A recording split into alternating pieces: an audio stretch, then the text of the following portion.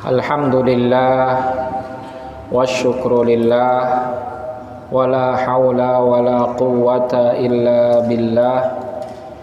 Asyhadu an la ilaha illallah wahdahu la syarikalah wa asyhadu anna Muhammadan abduhu wa rasuluh.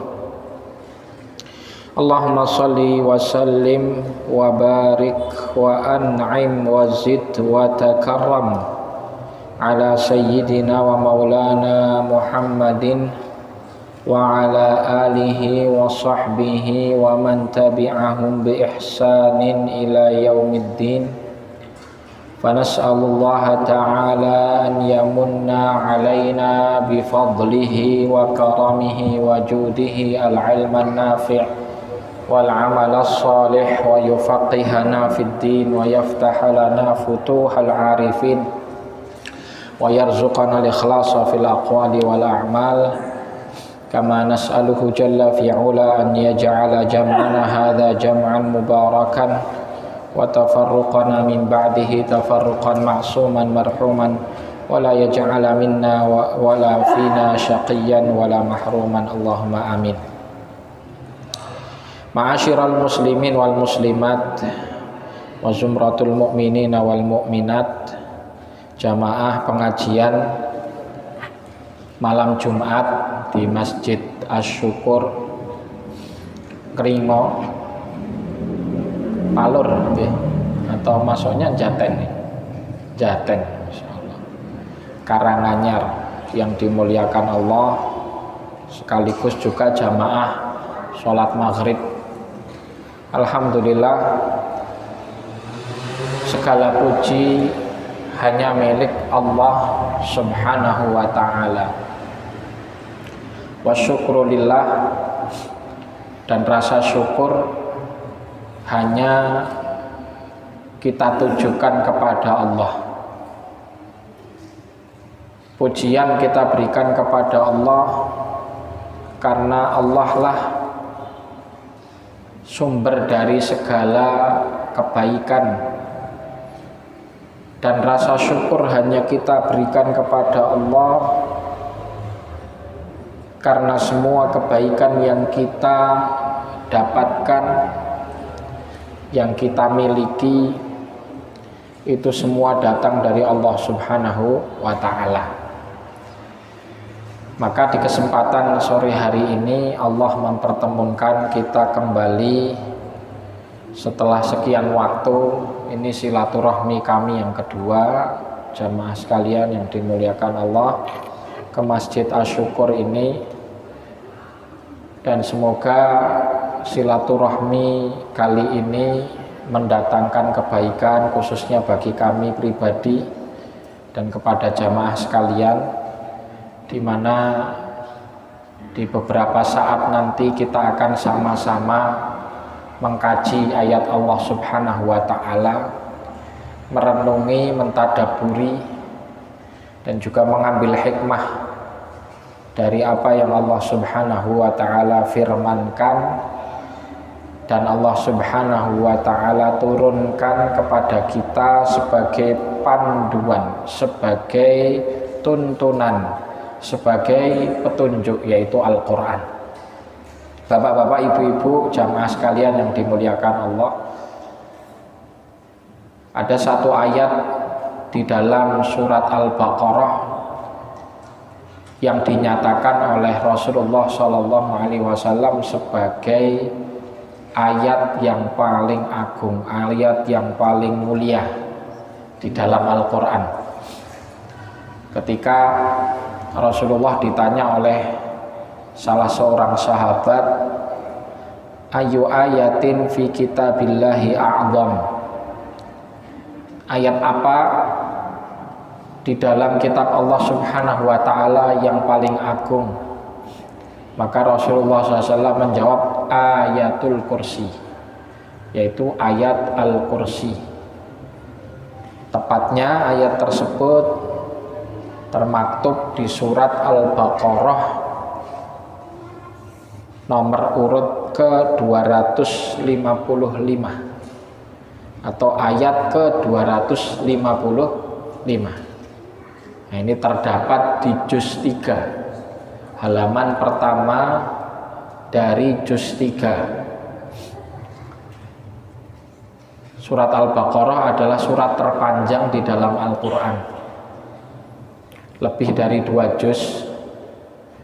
Dan juz ketiga ya dari surat Al-Baqarah ini diawali dengan firman-Nya, a'udzubillahi minasyaitonirrajim, tilkar rusulu faddalna ba'dahum ala ba'dhin minhum man kallamallah.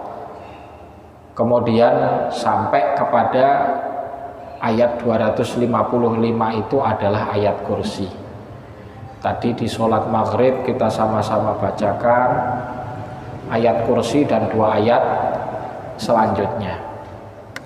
Maka jamaah yang dimuliakan Allah, waktu yang terbatas ini yang kita miliki, insya Allah akan kita sama-sama renungkan makna dan kandungan dari ayat kursi ya, di waktu yang akan kita lewati nanti antara maghrib hingga isya. Ini waktu yang berbarokah ya, sebagaimana disebutkan oleh Imam Burhanuddin Az-Zarnuji dalam kitabnya Ta'limul Muta'allim ya, waktu antara maghrib ke isya ini waktu yang berbarokah dan waktu yang paling baik untuk digunakan menuntut ilmu ya, beliau menyampaikan ada 2 waktu yang paling baik untuk mengulang-ulang ilmu ya. Kalau yang punya hafalan Quran untuk memurajaah Quran ya, untuk mengulang hafalannya, atau ketika ada kesempatan tadabbur seperti ini juga baik, yaitu antara maghrib dan isya dan waktu sahur atau menjelang subuh. Waktu menjelang subuh atau waktu sahur itu juga waktu yang baik juga untuk tadarus, untuk belajar, untuk murajaah khususnya Al-Quran. Kita bacakan firman Allah ayat kursi, a'udzubillahi minasyaitonirrajim. Allahu la ilaha illa huwal hayyul qayyum la ta'khudhuhu sinatun wa la nawm lahu ma fis samawati wa ma fil ard man dzal ladzi yashfa'u 'indahu illa bi'idnihi ya'lamu ma baina aydihim wa ma khalfahum wa la yuhituna bi syai'in min 'ilmihi illa bima syaa' wasi'a kursiyyuhu as-samawati wal ard wa la ya'uduhu hifdhuhuma wa huwal 'aliyyul 'azim. Shadaqallahul 'azim wa nahnu 'ala dzalika minasyahidin. Allahumma arhamna bil Qur'an. Itu tadi ayat kursi. Jamaah yang dirahmati oleh Allah, saya yakin jenengan semua banyak yang hafal, dan ini termasuk wirid yang banyak dianjurkan untuk dibaca, diantaranya setelah sholat. Dzikir atau wirid yang dibaca setelah sholat diantaranya ayat kursi. Juga sebelum tidur juga disunnahkan untuk kita baca, bahkan ketika safar, ketika perjalanan ya. Termasuk dalam satu hadis disebutkan bahwa ayat kursi ini juga bisa menjadi ruqyah ya. Ruqyah ini artinya adalah obat bagi penyakit yang diderita oleh seseorang, baik itu fisik atau penyakit non fisik. Itu bisa juga di ruqyah dengan ayat Al-Kursi. Nah, intisari dari kajian kita adalah tadabburnya. Allah Subhanahu wa taala berfirman, Allahu la ilaha illa huwal hayyul qayyum. Nah, di sini kenapa ayat kursi ini menjadi ayat yang paling agung? Karena di ayat ini banyak disebutkan tentang ketuhanan Allah Subhanahu wa taala. Yang pertama, Allahu la ilaha illa huwal hayyul qayyum.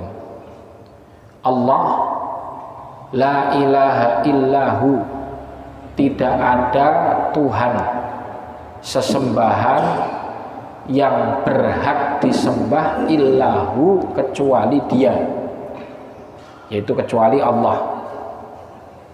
Al-hayyul qayyum. Al-hayy yaitu zat yang maha hidup. Hayyun itu hidup. Jadi kalau al-hayy, zat yang maha hidup. Al-qayyum. Al-qayyum, qayyum itu sebetulnya diambil dari qama yaqumu, kemudian menjadi aqama yuqimu, kemudian qiyam, qayyum, yang artinya adalah yang maha terus menerus mengurus makhluknya, yang maha mengurus makhluknya terus menerus, gitu. Artinya tidak ada hentinya. Mengurus artinya memelihara, ya. Mengurus itu memelihara, memberikan semua kebutuhan. Qayyum. Maka kita ini sebagai makhluk Allah sampai detik ini, dari sejak kita lahir sampai detik ini, Allah tidak pernah putus mengurus kita untuk hidup dengan diberi segala fasilitas, segala sarana prasarana untuk kita bisa hidup. Itulah Al-Qayyum. Jadi kembali ayat pertama ataupun ayat ini, lafaz pertamanya adalah menyebutkan Allah. Allah itu lafzul jalalah. Dari semua nama-nama yang paling mencakup dan paling sering disebut adalah Allah. Karena nanti ada nama dari Tuhan kita ini Ar-Rahman, ada nama dari Tuhan kita yang nama lain dari Tuhan kita adalah Ar-Rahim, ada Al-Malik, ada Al-Quddus, sebagaimana yang tadi saya baca di akhir surat Al-Hasyr, Wallahu alladzi la ilaha illa huwal malikul quddusus salamul mu'min al-muhaimin al-aziz al-jabbar. Itu nama-nama Allah semua. Ada 99 yang kemudian kita kenal Asmaul Husna. Nah, di ayat kursi ini disebutkan beberapa, di antaranya Allah itu sendiri yang kita kenal sebagai lafzul jalalah. Kemudian tadi ada Al-Hayy, zat yang maha hidup. Kemudian yang ketiga adalah Al-Qayyum. Nah, dalam satu riwayat disebutkan bahwa Al-Hayy dan Al-Qayyum itu termasuk dua nama Allah Subhanahu wa ta'ala yang paling agung, ya, selain nama Allah itu sendiri sebagai lafzul jalalah. Yang disebutkan juga dalam riwayat di mana seseorang ketika berdoa menggunakannya maka doanya mustajab.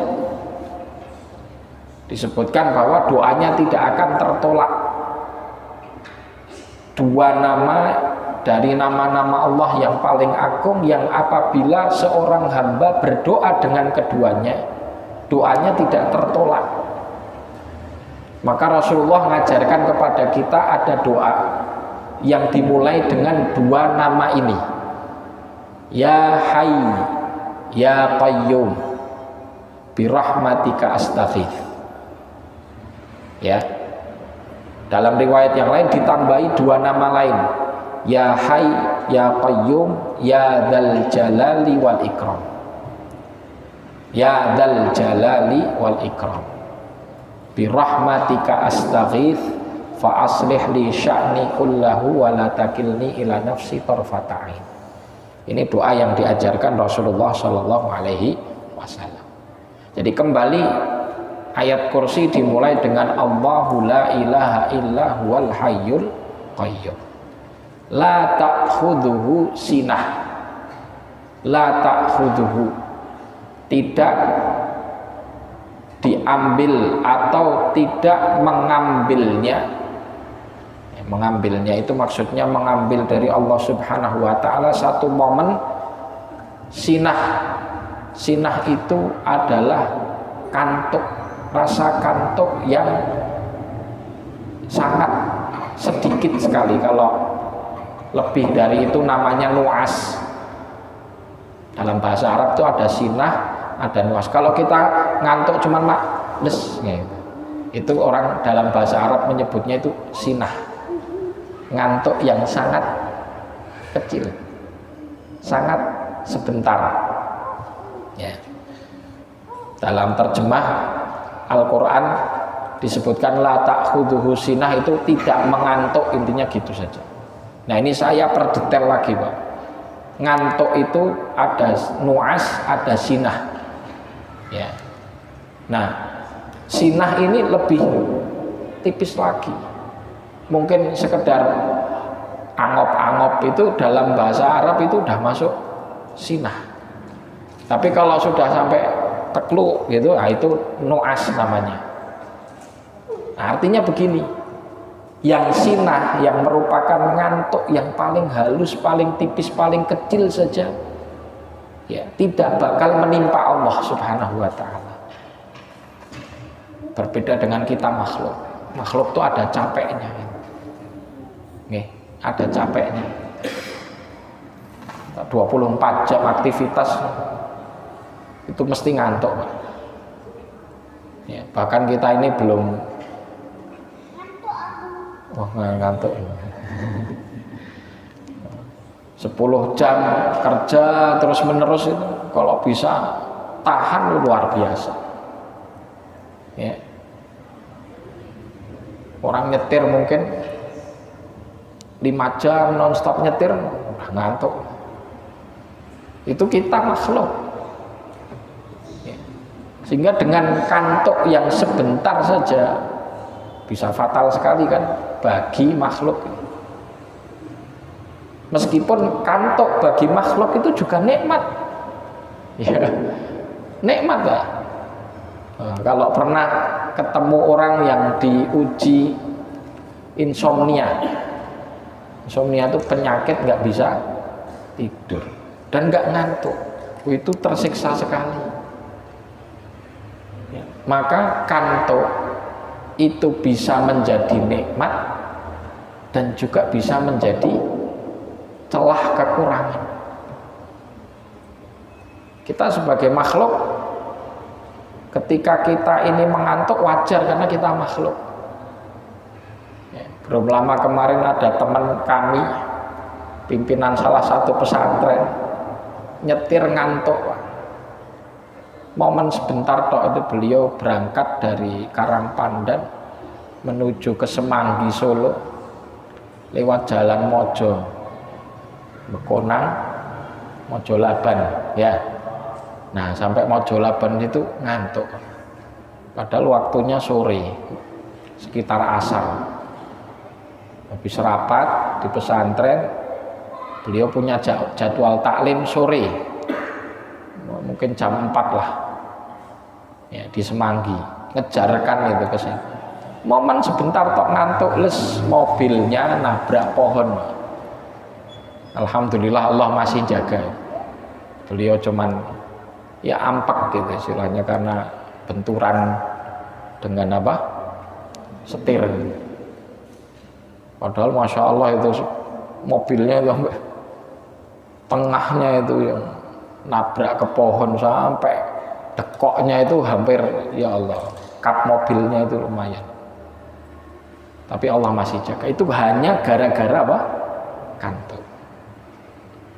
Ada istilah microsleep. Nah, itu tidur kecil.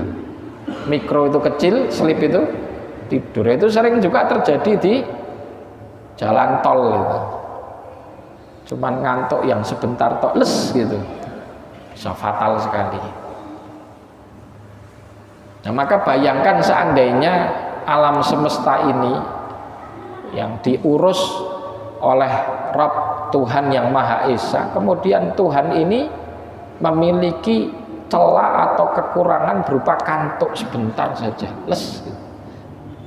Apa yang terjadi? Ya kan? Kalau kita makhluk ngantuk dalam kondisi nyopir bisa langsung nabrak. Nah, maka Allah Subhanahu wa taala ketika tadi mensifati dirinya Al-Qayyum yang mengurus alam semesta atau mengurus ciptaannya terus-menerus tanpa ada putus, tanpa ada jeda, maka beliau menafikan sifat naqs atau sifat celah, sifat kurang yang tidak mungkin.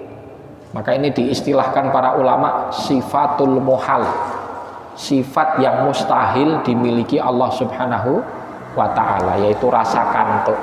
La ta'khudhuhu sinah wala naum.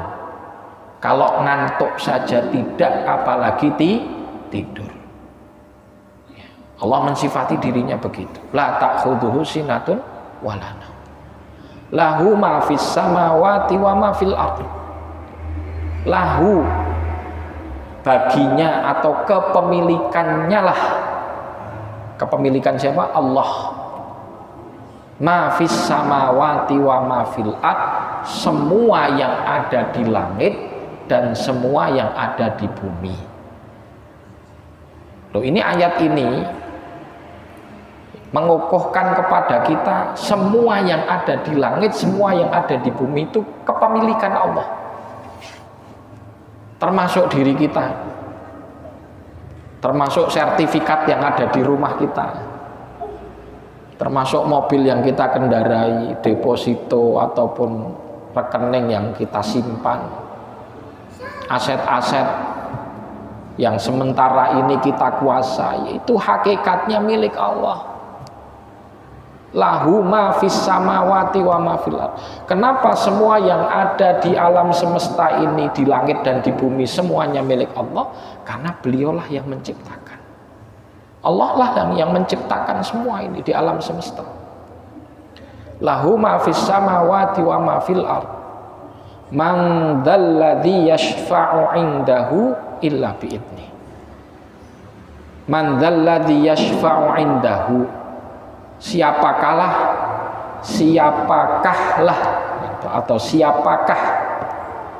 yang diperkenankan untuk mensyafaati di hadapannya illa bi'idnih, kecuali dengan izinnya. Artinya tidak ada yang diizinkan oleh Allah atau tidak ada yang berhak mensyafaati di hadapan Allah kecuali setelah Allah izinkan. Kecuali setelah Allah izinkan. Dan juga dalam ayat yang lain disebutkan illa manirtadha mir rasul, kecuali setelah Allah ridhoi. Jadi syarat syafaat itu yang pertama Allah meridhoi, yang kedua Allah mengizinkan. Ya. Kepada siapa Allah meridhoi? Ridho kepada yang memberi syafaat dan yang disyafaati. Yang memberi syafaat dan yang disyafaati. Maka banyak yang nanti akan Allah berikan hak untuk mensyafaati. Syafaat yang paling besar, paling agung dimiliki oleh Rasulullah Muhammad SAW yang disebut syafaatul udma. Al-Quran yang kita baca itu juga jadi pemberi syafaat. Dalam hadis disebutkan iqra'ul Quran fa innahu ya'ti yaumal qiyamati syafi'an. Bacalah Quran karena nanti dia akan datang di hari kiamat itu memberi syafaat li ashabihi, bagi yang membacanya. Itu Al-Quran. Pemberi syafaat lain orang yang mati syahid, memberi syafaat kepada 70 kerabat terdekatnya, keluarganya, kerabatnya itu diberi syafaat. Orang yang mati syahid bisa memberi 70, punya hak untuk memberi syafaat 70 dari keluarga dan kerabat terdekatnya, dan yang lainnya. Yang diberi syafaat juga harus yang diridhoi sama Allah. Maka Allah tidak meridhoi syafaat ini diberikan kepada orang kafir dan orang munafik, kecuali syafaat yang diberikan Rasulullah kepada pamannya untuk diringankan adabnya nanti di akhirat. Pamannya Abu Thalib. Pamannya Abu Thalib ini mati atau meninggal dalam kondisi kafir. Meskipun beliau dulu adalah sosok yang membesarkan Rasulullah, yang membela Rasulullah, yang membela. Ketika Rasulullah dakwah, awal-awal di Mekah Rasulullah berdakwah, mengajak umat manusia kepada tauhid, didustakan, dimusuhi. Yang jadi backup, yang jadi backingnya Rasulullah SAW adalah pamannya.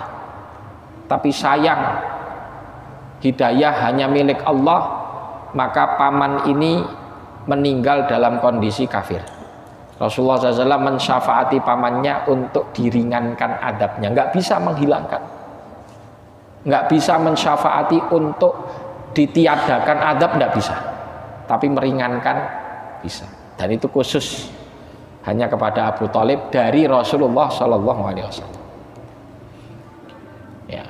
Orang munafik, orang kafir tidak bisa disyafaati, sehingga mereka nggak bisa dikeluarkan dari neraka, dari siksa api neraka, nggak bisa, kekal di dalamnya. Berbeda dengan ahlul kabair, pelaku dosa besar, itu bisa disyafaati. Maka termasuk syafaat Rasulullah kepada umatnya adalah syafaat beliau yang diberikan kepada ahlul kabair, para pelaku dosa besar. Sehingga para pelaku dosa besar yang belum sempat taubat itu dimasukkan Allah ke neraka jahanam, tapi kemudian disyafaati Rasulullah dan mereka dikeluarkan, kemudian dimasukkan ke surga. Baik. Man dzalladzi yashfa'u 'indahu illa bi'idnih. Ini tadi berbicara tentang syafaat. Ya'lamu ma baina aydihim wa ma khalfahum. Ya'lamu ma baina aydihim. Allah Maha mengetahui apa yang ada di hadapannya, apa yang ada di hadapan mereka, wa ma khalfahum, dan apa yang ada di belakang mereka. Nah, di sini kita bacakan perkataan Imam As-Suyuti ketika mentafsirkan ya'lamu ma baina aydihim wa ma khalfahum. Baina aydihim adalah apa yang akan dihadapi umat manusia ke depan, yaitu tentang akhirat. Wa ma khalfahum, dan apa yang sudah dilalui dari kehidupan dunia. Maka beliau mengatakan ai min amrid dunya wal akhirah. Jadi Allah maha mengetahui masa lalu kita dan maha mengetahui masa depan kita, maksudnya begitu.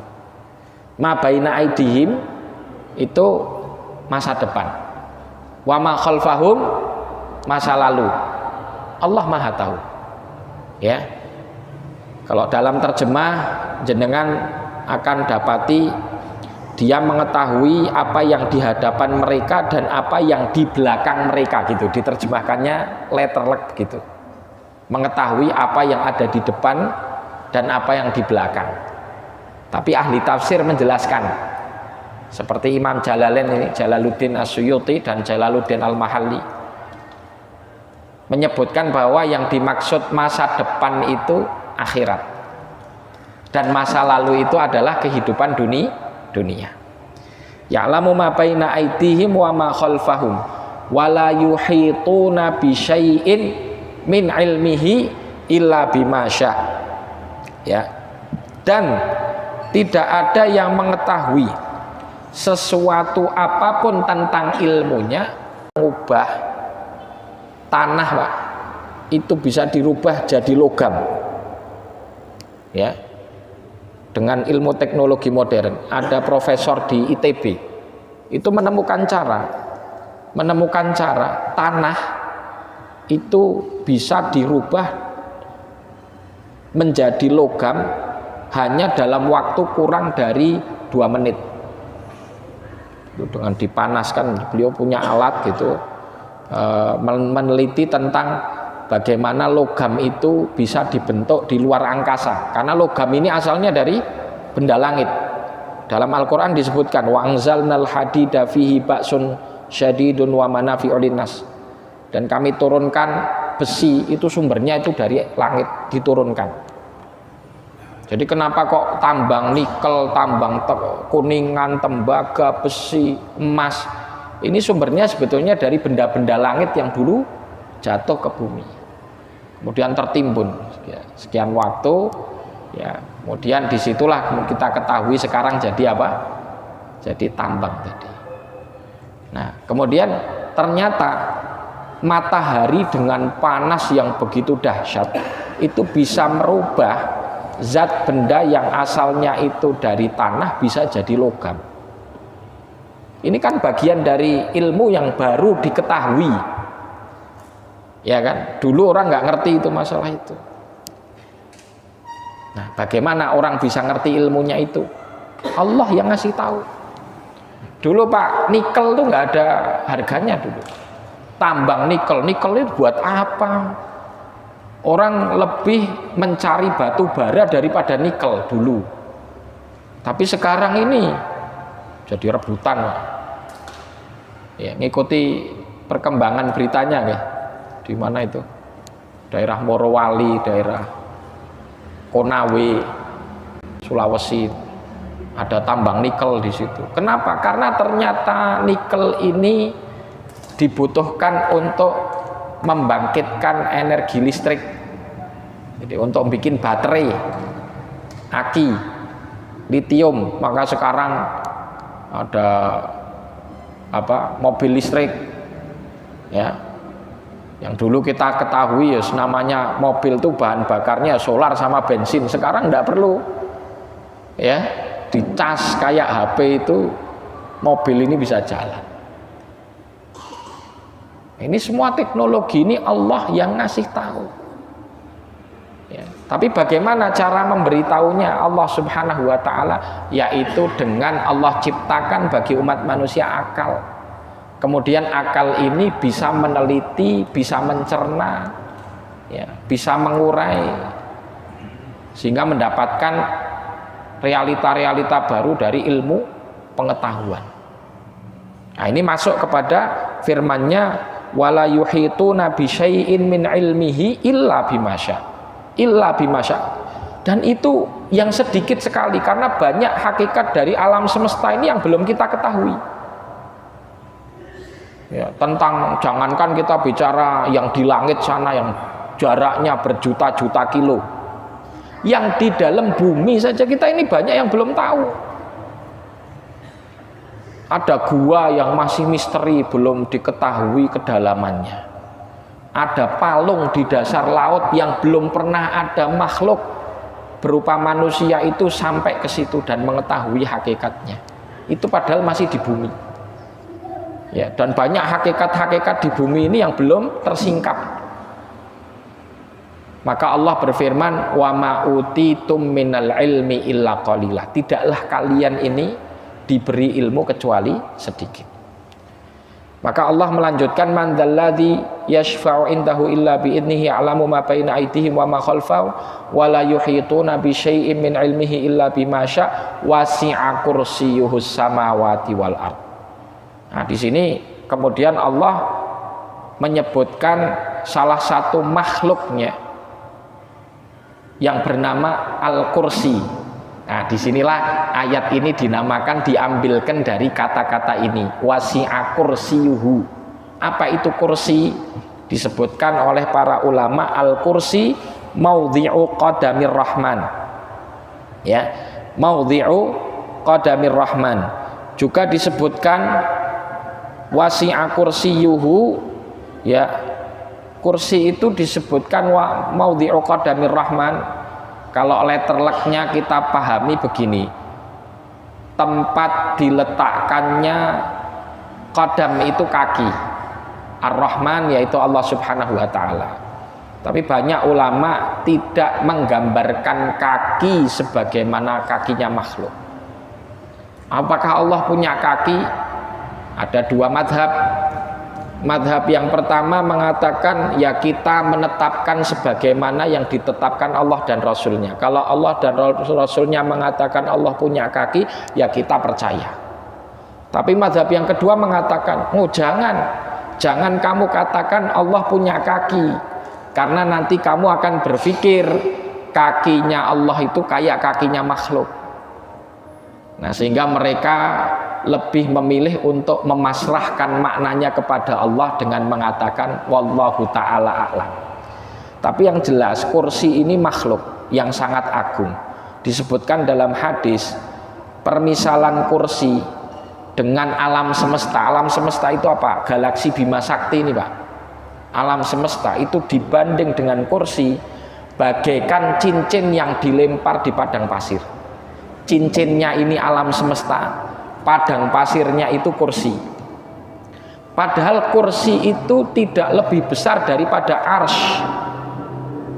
Pernah mendengar arsy? Ya, arsy itu dikatakan tempat bersemayamnya Allah. Nah, itu juga sama, ada dua madhab juga tentang masalah arsy ini. Ya, apakah Allah bersemayam di atas arsy atau Allah itu menguasai arsy? Ya, ini ada dua mazhab. Bersemayam itu kan seakan-akan bertempat. Nah, kalau menguasai bukan bertempat tapi apa? Memiliki, menguasai kursi itu, arsy itu di bawah kendalinya Allah. Dan itu dikatakan makhluk yang paling agung, paling besar. Kenapa? Karena kursi yang tadi diibaratkan padang pasir di hadapan alam semesta yang cuman cincin, maka arsy-nya Allah itu dibandingkan dengan kursi bagaikan padang pasir yang lain di hadapan dengan cincin.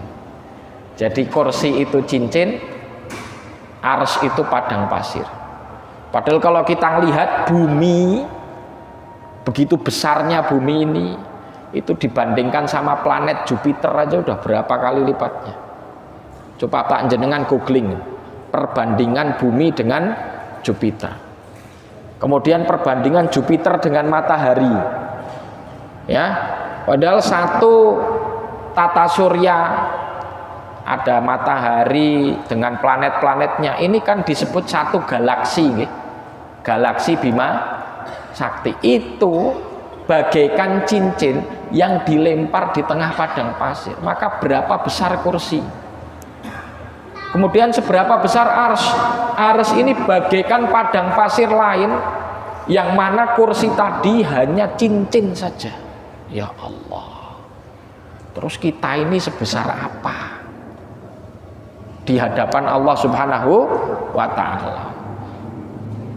Setiap sholat kita Allahu Akbar, Allah Maha Besar. Tapi kadang kita tidak menghadirkan seberapa keagungan Allah. Maka kita sambil takbir, hati kita itu kemaki, merasa lebih tinggi, merasa lebih besar kepada Allah, merasa lebih hebat. Kita baru sukses sedikit saja, ngerasanya semua itu berkat saya, berkat ilmu saya. Padahal nggak ada apa-apanya. Rezeki, kesuksesan, ilmu, kehebatan itu datang dari Allah.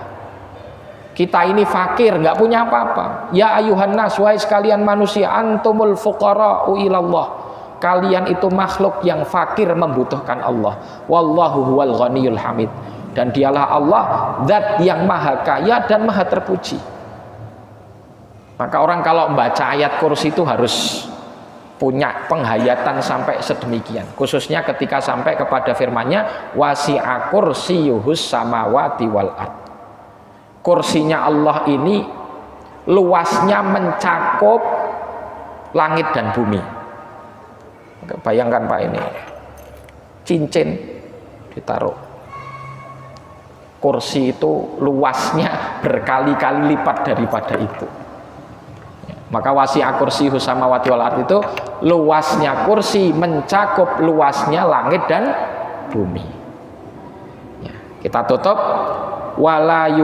wasi'a kursiyuhu samawati wal ardh wala yauduhu hifdhuhuma wa huwal aliyyul azim. Ya. Kursinya meliputi langit dan bumi dan dia tidak merasa berat, wala yauduhu, dia tidak merasa berat hifdhuhuma, untuk menjaga keduanya. Menjaga keduanya yaitu menjaga langit dan bumi. Wa huwal aliyyul azim, dan dialah Allah zat yang maha tinggi dan zat yang maha agung. Ini kenapa ayat kursi disebut ayat yang paling agung, karena di dalamnya menggambarkan tentang keagungan Allah Subhanahu wa ta'ala. Bapak-bapak, ibu-ibu jamaah yang dirahmati oleh Allah, rasa-rasanya kalau mau tadabur tenanan ya ayat kursi ini, waktu antara maghrib isya itu nggak cukup. Karena tadi saya nerangkan poin per poinnya tuh agak tak seret-seret gitu ya. Oke, aslinya butuh pendalaman. Tapi setidaknya bagian dari ayat kursi, kalimat demi kalimat yang tadi saya jelaskan ini bisa mengantarkan kita untuk menyadari betapa kerdil diri kita dan betapa agung Allah Subhanahu wa ta'ala. Jangan sampai kita memelihara sifat sombong, karena kesombongan ini adalah penghalang yang paling utama dan paling besar untuk memasukkan kita ke surga. Saya tutup dengan satu hadis. Rasulullah SAW bersabda begini, la yadkhulul jannata man kana fi qalbihi mithqala dzarratin minal kibr. Tidak masuk surga, tidak akan masuk surga siapapun yang di dalam hatinya itu terdapat sebiji sawi saja dari kesombongan. Tidak akan masuk surga siapapun yang di dalam hatinya terdapat sebiji sawi. Biji sawi itu kecil banget dari kesombongan. Semoga Allah Subhanahu wa ta'ala menuntun kita kepada jalan yang diridhoinya, memberikan dan menjadikan hati kita tawadhu, senantiasa tunduk dan mengagungkan Allah Subhanahu wa ta'ala.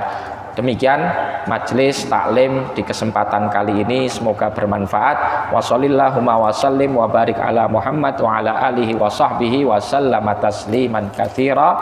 Assalamualaikum warahmatullahi wabarakatuh.